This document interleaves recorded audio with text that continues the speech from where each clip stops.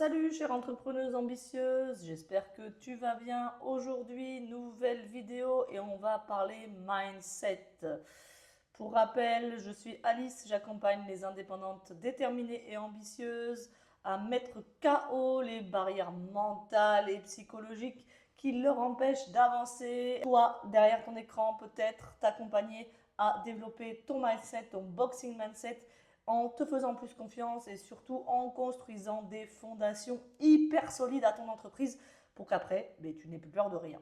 Aujourd'hui, on va donc parler mindset et j'avoue que c'est une de mes spécialités. Pour rappel, tu ne le sais peut-être pas, je suis une ancienne sportive de haut niveau en Kung Fu, championne de rampe, multiple championne de France. J'ai passé 10 ans en équipe de France et autant te dire que le mindset, c'est quand même quelque chose qui me colle à la peau et c'est vraiment un outil que j'adore développer avec les femmes indépendantes que j'accompagne parce que c'est la base, c'est la clé de la réussite entrepreneuriale et surtout d'une entreprise pérenne et épanouissante. On va insister sur la partie objectif, comme quand tu es dans le sport de haut niveau ou même dans la préparation d'une échéance sportive, tu te fixes des objectifs et tu t'entraînes pour y arriver et être en forme le jour J. Et là, c'est pareil. Je vais te donner 3 méthodes que j'utilise avec mes clientes pour pouvoir développer ce mindset. Est-ce que tu es prête? Car moi, je le suis. Voilà comment tu vas pouvoir développer ton mindset. La première façon, c'est se fixer des objectifs. Ça, tu l'as compris. Mais tes objectifs doivent être simples et, si possible, doivent être quantifiés dans le temps. À la semaine, à la journée, au mois, au trimestre, au semestre, à l'année. Tu peux avoir un outil comme Notion qui va te permettre de mettre en avant tes objectifs et de pouvoir à chaque fois, petit à petit, cocher et avancer vers cet objectif.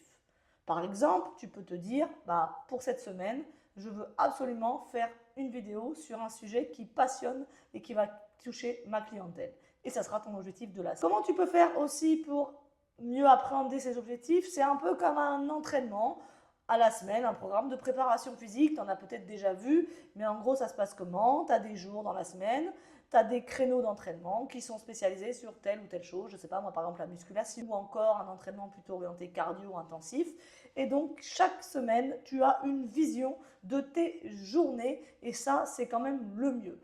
Et avant chaque semaine tu vas essayer de voir quels sont tes objectifs pour cette semaine-là et qu'est-ce que déjà tu as fait et que tu as réussi la semaine d'avant. Un exemple, on est dimanche, tu décides de te fixer des objectifs pour la semaine à venir et en même temps, tu te dis, bon, qu'est-ce que j'ai réussi des objectifs de la semaine prochaine et quelles tâches peut-être je n'ai pas réalisées et je dois réaliser cette semaine.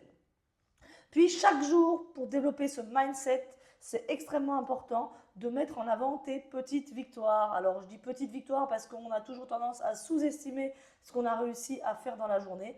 C'est quelque chose qui demande au départ du temps parce que ça ne vient pas automatiquement. Tu le sais aussi bien que moi, on a souvent tendance à voir ce qui n'a pas marché et pas suffisamment ce qui a marché. Et ça t'oblige vraiment à le faire. Et c'est ce que je fais d'ailleurs avec mes clientes lors de mon accompagnement. Tous les matins, je leur envoie un petit message pour savoir quel a été ton win de la veille. D'ailleurs, si tu es intéressé par réaliser un appel découverte avec moi pour qu'on parle de tes objectifs et de tes victoires, n'hésite pas à cliquer sur le lien en bas de la vidéo pour réserver ton appel découverte. Je reviens à mes moutons. Et maintenant, comment aussi réagir quand on n'a pas forcément réussi? Ça sera le dernier point que je vais aborder dans cette vidéo. Oui, je t'ai demandé de fixer des objectifs selon le temps que tu veux, mais aussi une chose qui est importante, la contrepartie, c'est que c'est OK si tu n'arrives pas à atteindre tes objectifs fixés. Surtout là-dessus, c'est pas parce que tu te fixes des objectifs que si tu n'y arrives pas, pour X ou Y raison, il faut se flageller, se dire qu'on est nul, qu'on n'a pas réussi, qu'on n'y arrivera jamais, etc.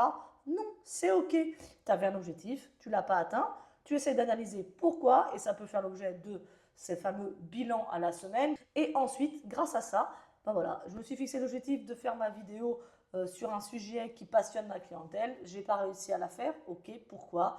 Peut-être que je n'ai pas bien quantifié mon temps, que je ne me suis pas rendu compte des autres tâches que j'avais à faire, que j'ai été prise par des urgences personnelles ou professionnelles.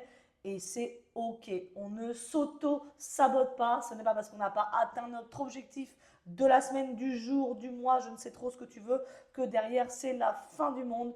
pas de coup de mou, c'est ok, on repart. Et cet objectif, on se le fixe la semaine d'après. Ou si on se rend compte qu'au final, c'est un objectif qui est peut-être trop élevé pour nous, on le met de côté et on passe à des objectifs plus réalisables et réalistes. En passant dans un mood d'action et de mouvement, mais en acceptant aussi de parfois pas tout réussir, tu avances vers un mindset efficace face à toutes les tempêtes qui vont pouvoir t'arriver. Et d'ailleurs, ça me permet de rebondir sur une vidéo que j'ai faite récemment sur les tempêtes, les 3 façons que j'ai données pour traverser les tempêtes professionnelles. Je t'invite à la checker juste après.